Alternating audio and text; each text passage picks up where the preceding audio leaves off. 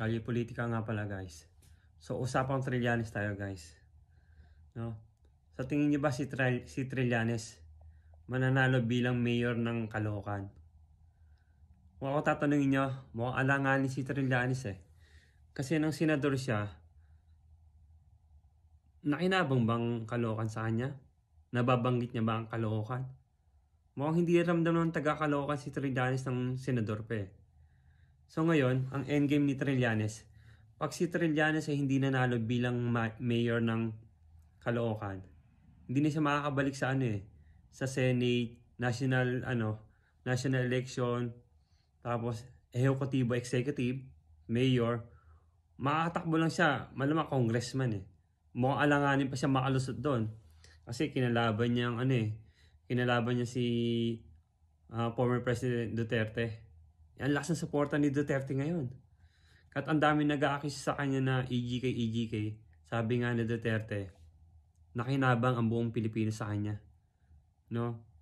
Kumbaga sinakripisyo niya yung pamilya niya. Alam niyang babalikan siya dyan eh. Katulad ngayon nangyayari sa Kongreso. Binabalikan siya. No, si Duterte. So sa Trillanes, endgame nito, pag natalo to bilang mayor ng Caloocan, hindi na siya magkakaroon ng posisyon. Hula ko lang hindi na siya magkaroon ng position. No, mayor, senate na, lalo sa national level. Mahirap na manalo yan eh. No? So, congressman, kung tatakbo siya as second nominee na hindi natin alam, pwede siya manalo.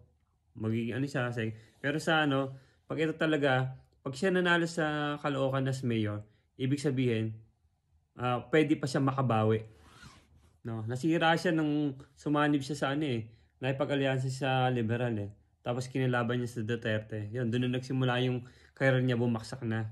Pero nung una, okay to si Trillanes eh. Naging idol ko pa nga to dati ng mga 2002 ata yun.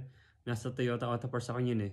Yung umusbong yung career, nakilala si Trillanes gawa ng pag-aalsa kay former President Gloria Macapagal. Tapos bigla na lang unti-unti, puro paninira na lang, no?